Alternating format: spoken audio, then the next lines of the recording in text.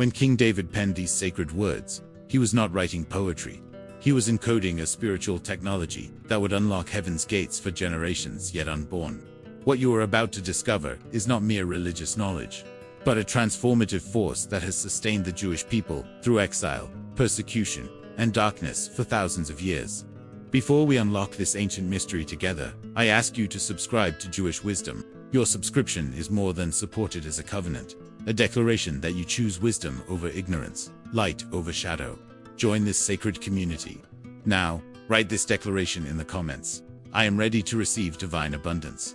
The rabbis teach us something extraordinary about Psalm 145. In Hebrew, it is called Ashrei, which means blessed or happy, and it is the only psalm written as a complete alphabetical acrostic, moving through every letter of the Hebrew alphabet except one. This is not accidental. Nothing in Torah is accidental. The ancient sages of Israel understood what modern minds have forgotten: that words carry frequencies, that sacred language reshapes reality, and that when you speak with understanding, you partner with the Creator in the ongoing work of creation itself.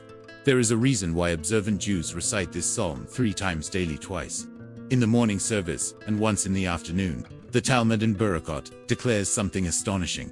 Anyone who recites Ashrei 3 times a day is assured of a place in the world to come, not because of magical thinking, but because repetition with intention rewires the soul.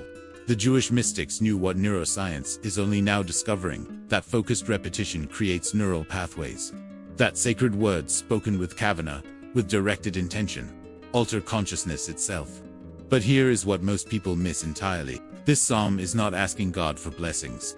It is not begging or pleading. It is declaring what already is. It is a map of divine reality.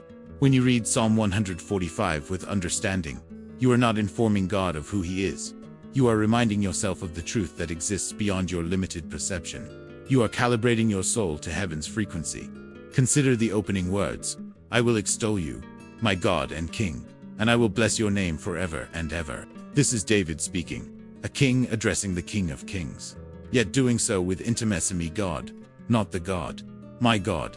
The Hebrew word used here for extol is a memcha, which means to lift up, to elevate. David is not elevating God. God needs no elevation. David is elevating himself through praise. He is lifting his consciousness from the earthly realm into the divine dimension, where miracles are not exceptions, but the natural order. The ancient Kabbalists teach that each letter of the Hebrew alphabet corresponds to a divine emanation, a channel through which God's light flows into creation.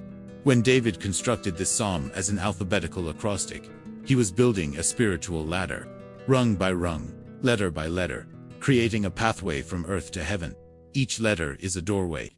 Each verse is a chamber in the palace of the king. And when you recite this psalm with understanding, you are walking through these chambers, entering deeper and deeper into the presence of the infinite.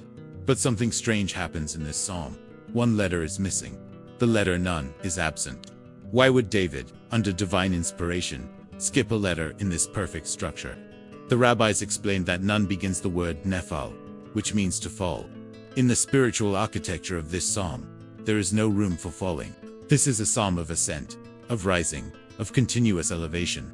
The very structure teaches us that when we align with divine truth, when we speak and think in harmony with heaven's reality, falling is not part of our vocabulary. We move from glory to glory, from strength to strength. This is not positive thinking. This is not self-help psychology dressed in religious language.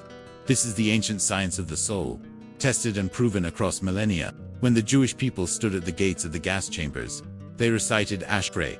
When the temple burned and Jerusalem fell, they recited Ashrei. When exiled and hunted and broken, they recited Ashrei, and they survived. They outlasted every empire that sought their destruction. Coincidence? The wise know better. The first thing that begins to happen when you read Psalm 145 with understanding is the activation of divine memory. The Hebrew concept of zakar, remembering, is not passive. Recall it is active participation in sacred time. When David writes, "Every day I will bless you, and I will praise your name forever and ever," he is establishing a rhythm, a spiritual discipline that transcends the limitations of linear time. The sages teach that God's name, the Tetragrammaton, the 4-letter unpronounceable name of the Eternal, exists outside of time. Past, present, and future are collapsed into an eternal now. When you bless His name daily with intention, You are not marking time, you are stepping outside of time. You are touching eternity. In the third verse, David declares, "Great is the Lord and greatly to be praised, and his greatness is unsearchable." The Hebrew word for unsearchable is unchecker, which literally means there is no investigation that can contain it. This is the paradox at the heart of Jewish spirituality. We are commanded to know God, to study his ways, to understand his Torah, yet his essence remains forever beyond our grasp. This is not frustrating, this is liberating.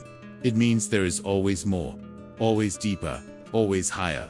Your spiritual journey has no ceiling. The Baal Shem Tov, the founder of Chassidic Judaism, taught that within every word of Torah, within every sacred utterance, there are infinite worlds, contained like seeds within a fruit.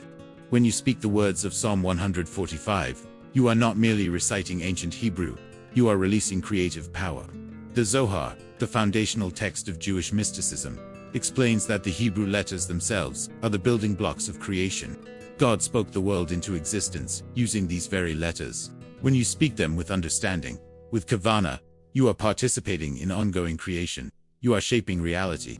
The second thing that begins to happen is the alignment of heaven and earth within your own soul. Verse 5 declares, "On the majesty of your splendorous glory and on the words of your wonders I will meditate." The Hebrew word for meditate here is asicha, which means to speak, to commune, to converse. This is not silent contemplation, this is active dialogue. The Jewish approach to meditation is unique among world spiritualities. We do not empty the mind, we fill it. We saturate consciousness with divine truth until there is no room for lies, for fear, for the voices of darkness that whisper, "You are not enough, you are too broken, you are beyond repair." The psalmist continues, "They will speak of the might of your awesome acts, and I will recount your greatness." Notice the shift from third person to first person. They will speak, but I will recount. David is saying, let others talk about God in abstract terms, in theological speculation and philosophical debate. But I will recount. I will tell what I have seen. I will testify to what I know. This is the difference between religion and relationship, between doctrine and encounter. When you read this psalm with understanding, you move from being a spectator to being a witness. You stop talking about God and start talking to God, then eventually talking with God. The third thing that manifests is supernatural provision. Listen to these words. The Lord is good to all, and his mercies are over all his works. In Hebrew, the word for mercies is rashamim, which comes from rekim, meaning womb. God's mercy is not cold judicial clemency. It is maternal, nurturing, life-giving. It is the compassion of a mother for the child of her womb. The Talmud teaches that God's mercy exceeds his justice in a ratio of 500 to 1. When you truly understand this, when you internalize this reality, fear dissolves. Anxiety loses its grip. You begin to see provision where others see lack, opportunity where others see obstacle. David writes, "The eyes of all look to you with hope, and you give them their food in its proper time." The rabbis ask, why does it say in its proper time rather than when they need it? Because divine timing is not our timing. What appears as delay is actually precision. What feels like denial is actually protection. The manna that fell in the wilderness came fresh each morning. Not a week's supply, not a month's reserve. Just enough for today. This taught Israel a fundamental spiritual law. Trust is built daily, not in advance. When you read Psalm 145 with understanding, you stop demanding that God prove himself according to your timeline. You start recognizing his hand in the unfolding of events that you do not yet comprehend. The psalm continues, "You open your hand and satisfy the desire of every living thing." Every living thing. Not just the righteous, not just the faithful, not just those who have earned it. The Hebrew word for satisfy is maspia, which means to fill, to overflowing. This is not bare subsistence. This is abundance. This is the God who does not ration his goodness, who does not calculate who deserves what. He gives because giving is his nature. When you align your consciousness with this truth, through the daily recitation of these words, you begin to see abundance everywhere. Your perception shifts. The world that seemed hostile becomes a garden. The future that seemed threatening becomes an adventure. The fourth thing that activates is miraculous intervention in impossible situations. The Lord supports all who fall and straightens all who are bent over. The sages point out something profound here. This is the verse that contains the missing letter nun, the letter of falling, which David avoided in the acrostic structure. But here, he addresses falling directly. He says, "Even when you fall and you will fall, because you are human, the Lord supports you." The Hebrew word for supports is somek, which means to lean on, to uphold. God does not prevent every fall. He upholds you in the fall. He turns the fall itself into a springboard for ascent. Rabbi Nachman of Breslov taught that there is no such thing as despair in this world. Even when everything appears lost, even when darkness is total, there is always a hidden point of light, a pintel yid, an indestructible spark of the divine within you that cannot be extinguished. When you read Psalm 145 with understanding, you are fanning that spark into flame. You are declaring war on despair. You are choosing faith not as emotion but as decision, as act of will, as rebellion against the voice that says give up. It's over, you've gone too far. Now we come to the practical application, the bridge between ancient wisdom and modern life, between the eternal and the everyday. The fifth thing that begins to happen when you read Psalm 145 with understanding is the transformation of your mouth, your words, your speech. The psalm declares, "The mouth of the Lord will speak praise, and all flesh will bless his holy name forever and ever." But the Hebrew is subtle here. It does not say the mouth of God, it says, my mouth. David is saying, my mouth will speak the praise of the Lord. He is taking personal responsibility for being a conduit of divine truth. Jewish spirituality teaches that speech is the bridge between thought and action, between the inner world and outer reality. The Hebrew word for word is davar, which also means thing. When you speak, you create things, not metaphorically. Actually, your words shape the field of possibility around you. When you fill your mouth with the praises of Psalm 145, you are not engaging in empty flattery, directed at a deity who needs your approval. You are reprogramming your consciousness. You are training your soul to see what is real, to acknowledge what is true, to align with what is eternal. Here is how you apply this immediately. Begin your day with Psalm 145. Not as rushed religious obligation, but as sacred practice. The rabbis recommend reciting it 3 times daily, in the morning Shekaret service, during Minsia in the afternoon, and some traditions include it in evening prayers as well. But even if you are new to this practice, even if you have never engaged with Jewish prayer before, start with once. Every morning, before you check your phone, before you scroll through news designed to trigger anxiety, before you absorb the chaos of the world, speak these words. Speak them in Hebrew if you can, because the Hebrew carries frequencies that translation cannot fully capture. But if you do not yet know Hebrew, speak them in English with intention. Write this declaration in the comments. I choose to fill my mouth with praise, not complaints. When you recite these verses, do not rush. Pause between thoughts. Let each phrase sink into your consciousness. When you say the Lord is gracious and merciful, slow to anger and abundant in loving kindness, stop and feel what that means. Gracious Janin in Hebrew means showing favor that is unearned, unmerited, freely given. Merciful Rakim, that womb love we discussed, that fierce maternal protection. Slow to anger Ekapayim in Hebrew, literally long of nostrils, patient breathing, the opposite of the short sharp breaths of rage. Abundant in loving kindness Rav, chest overflowing, limitless, unconditional love. As you speak these truths, you are not informing God of what he is. You are informing your own soul. You are overwriting the lies that have been programmed into you by a world that profits from your insecurity, your fear, your sense of lack. The advertising industry, the news media, the entire infrastructure of modern anxiety is built on convincing you that you are not enough, that you do not have enough, that disaster is always one step away. Psalm 145 is the antidote. It is the truth that sets you free. And if you are enjoying this revelation, if these ancient truths are resonating with something deep within your spirit, we have valuable resources in the description of this video that will take you even deeper into the hidden wisdom of Jewish spirituality.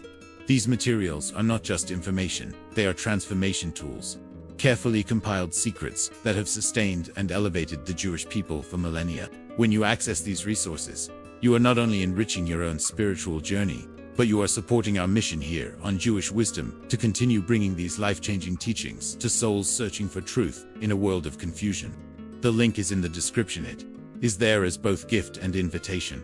Practical application extends beyond morning recitation. The sages teach us to live with these truths as constant meditation. When you face a problem at work, instead of spiraling into stress, recall the words, "The Lord is near to all who call upon him, to all who call upon him in truth." When you are worried about finances, remember, you open your hand and satisfy the desire of every living thing. When you feel alone, isolated, abandoned. Speak aloud. The Lord preserves all who love him. This is not magical incantation. This is reality training. You are not trying to manipulate God into giving you what you want. You are aligning your perception with what is already true. God is already near. God is already providing. God is already preserving. Your problem is not God's absence, it is your awareness. When you repeatedly immerse your consciousness in the truths of Psalm 145, awareness shifts. The veil lifts. You begin to see what has always been there.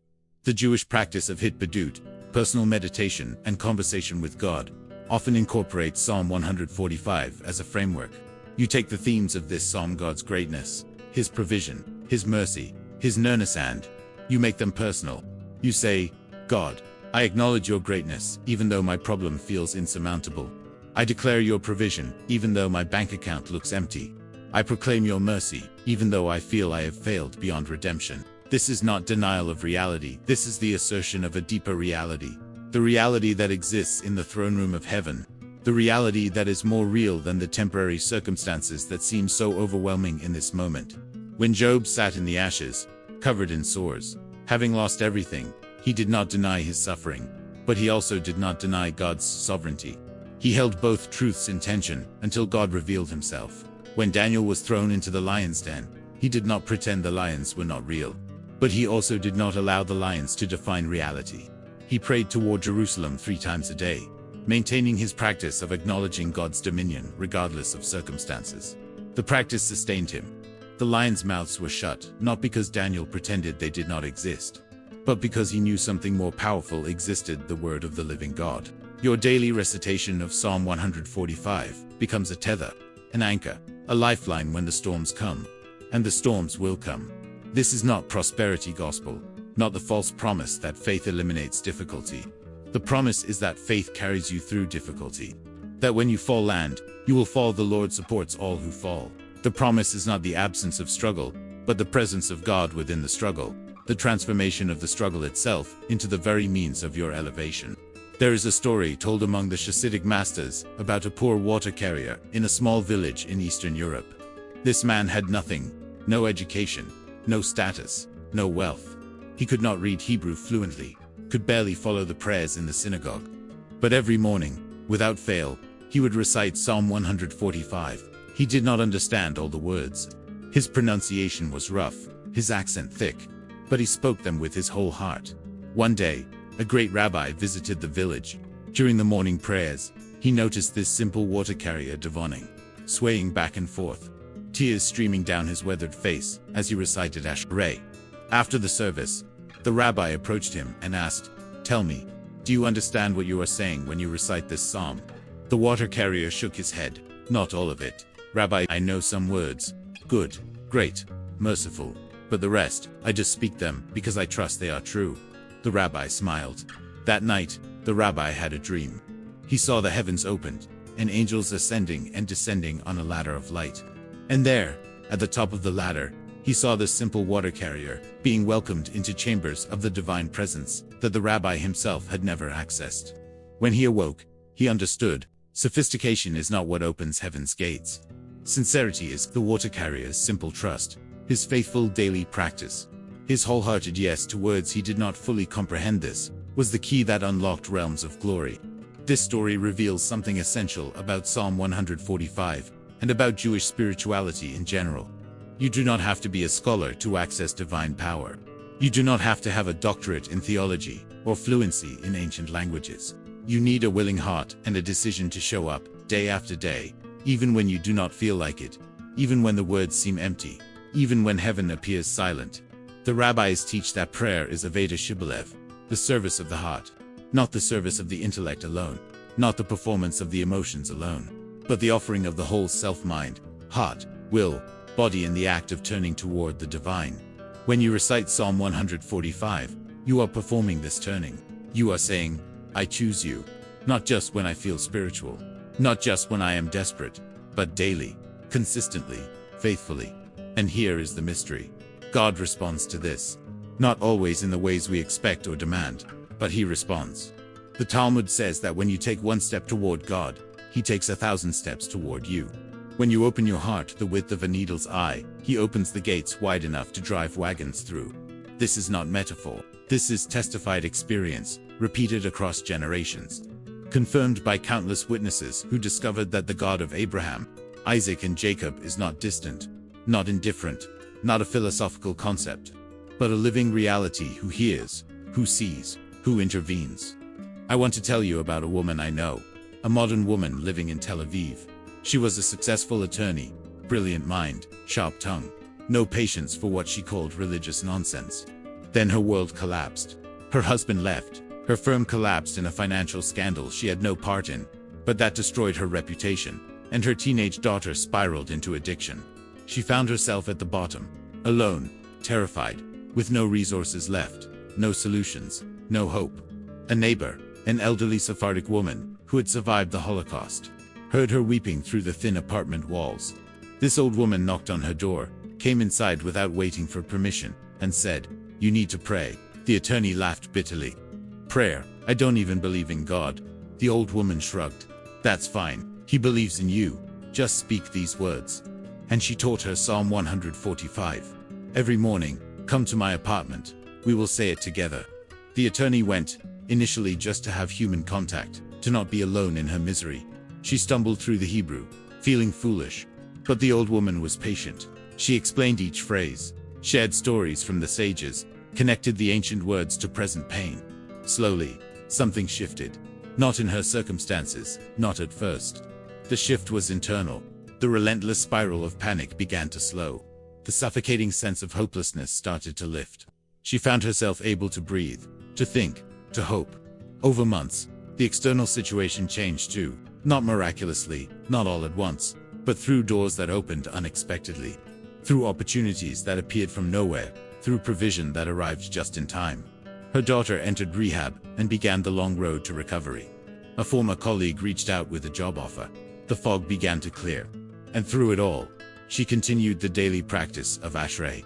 Eventually, it was no longer obligation.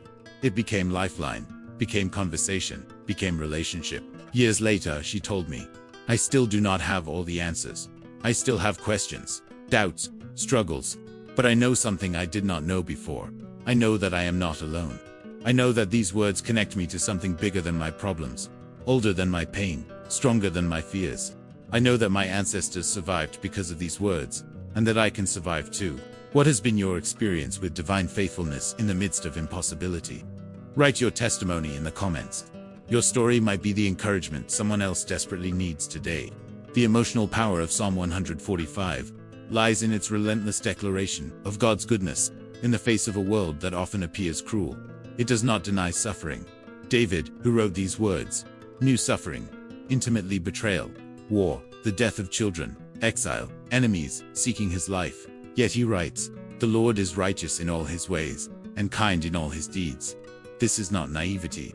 This is hard-won faith. Faith forged in the furnace of real life. Faith that has been tested and not found wanting. The Jewish people have clung to this psalm through unspeakable horrors. When crusaders massacred entire communities, the survivors recited Ashrei.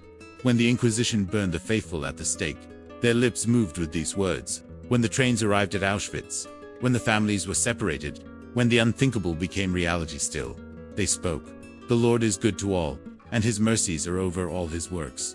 Not because they did not see the evil, because they refused to let the evil have the final word. They knew something the darkness did not know.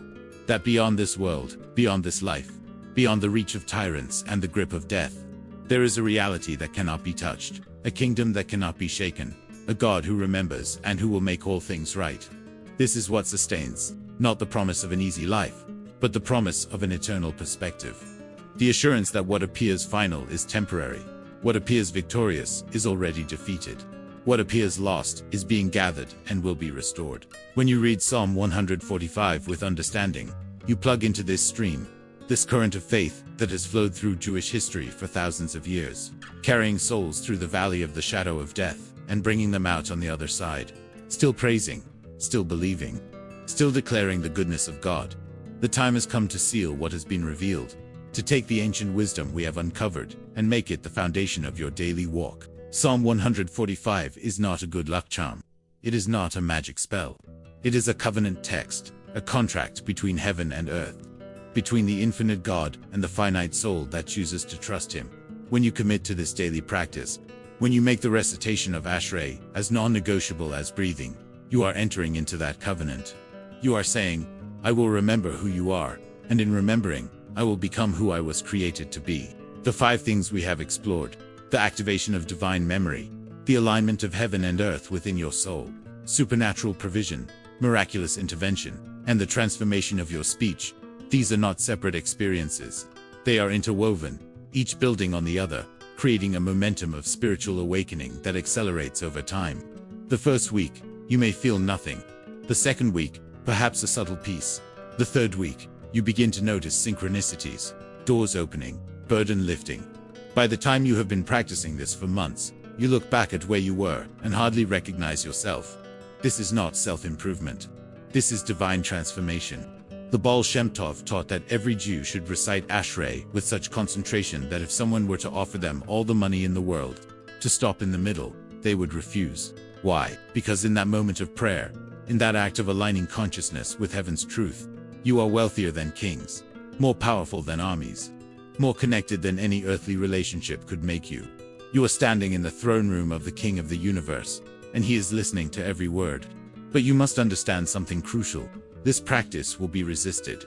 Not by God. God delights in your turning toward him. The resistance will come from the forces that profit from your distraction, your doubt, your despair. The Yetzer Hara, the evil inclination that Jewish tradition describes, will throw every obstacle it can between you and this daily practice. You will forget. You will be too busy. You will feel hypocritical, speaking words of praise when you do not feel praiseworthy. You will question whether it makes any difference. This is the test. This is where most people quit, where most spiritual journeys abort before they bear fruit. The rabbis say that the Yetzer Hara is like a highway robber who sits at the crossroads and turns travelers back before they reach their destination. He does not have to kill you. He just has to convince you to turn around, to give up, to decide it is not worth it. You must know this going in. There will be days when this practice feels empty, when the words seem to bounce off the ceiling, when you wonder if anyone is listening. Press through. The emptiness is not evidence of God's absence. It is the dark before the dawn, the compression before the expansion, the silence in which the next level of revelation is being prepared. If you have been moved by what you have discovered in this teaching, if something in your spirit has awakened to the power and beauty of Psalm 145, we have created something special for you. The Jewish Wisdom ebook on abundant Jewish prosperity goes deeper into these ancient secrets of provision, blessing, and divine favor that have sustained the Jewish people and made them disproportionately successful across every field of human endeavor. This is not just history, this is practical spiritual technology that you can apply immediately. The link is in the description of this video and in the pinned comment. This resource will take you beyond what we can cover here, giving you the full framework of biblical prosperity principles rooted in Torah and Talmud. The final word belongs to King David himself, the shepherd boy who became king, the warrior who knew defeat and victory, the psalmist who danced before the ark and wept over his sins. He closes Psalm 145 with these words, "My mouth will speak the praise of the Lord, and all flesh will bless his holy name forever and ever." Notice he does not say, "I hope all flesh will bless." He does not say, "Perhaps someday all flesh will bless." He declares it as certainty, as destiny, as inevitable conclusion. There is coming a day when every knee will bow, when every tongue will confess, when the knowledge of the glory of the Lord will cover the earth as the waters cover the sea. You get to participate in that future reality now. Every time you recite Psalm 145, you are pulling heaven to earth. You are speaking the end from the beginning. You are declaring what will be as if it already is. This is the faith that moves mountains, parts seas, shuts the mouths of lions, quenches the power of fire. This is the faith that your ancestors walked in, and it is your inheritance. So take these words with you. Let them become the rhythm of your breathing, the soundtrack of your life, the lens through which you see all reality. When the diagnosis comes, speak Ashrei. When the relationship breaks, speak Ashrei. When the money runs out, speak Ashrei. When the dream dies, speak Ashrei. Not as denial, but as defiance. Not as pretending, but as proclaiming. You are declaring war on the lie that this is all there is, that what you see is all that exists, that the temporary defines the eternal. The God of Abraham, Isaac, and Jacob, the God who spoke the cosmos into existence, the God who keeps covenant with his people across millennia, the God whose mercy endures forever. This God is not distant. He is not indifferent. He is not bound by the limits of your imagination or imprisoned by the failures of your past. He is the Lord who lifts up all who are bowed down, who supports all who fall, who is near to all who call upon him in truth. And when you call, he answers. Maybe not on your schedule, maybe not in the package you expected, but he answers. Always. The entire testimony of Jewish history, 4,000 years of survival against impossible odds, is the proof. Let your life become part of that testimony. Let your story join the great river of faith that flows from Eden to the New Jerusalem, from the first word God spoke to the final word he will utter when all things are made new. You are not an accident. You are not insignificant. You are a soul, created in the image of the infinite, encoded with purpose, embedded with destiny, equipped with everything you need to walk in the fullness of what you were created for. Psalm 145 is one of the keys that unlocks that fullness. The question is not whether God is faithful. The question is whether you will be faithful to show up, faithful to speak the words, faithful to trust what you cannot yet see. Heaven is watching. Angels are waiting. Your ancestors are cheering you on from the cloud of witnesses, and the God who has preserved you until this moment, who has led you to this teaching, who has awakened hunger for truth within you, he is already preparing the answer to prayers you have not yet prayed, opening doors you do not yet know you need, arranging circumstances that will one day make you weep with gratitude for his perfect timing. Speak the words. Live the truth. Watch what happens. It is not a coincidence.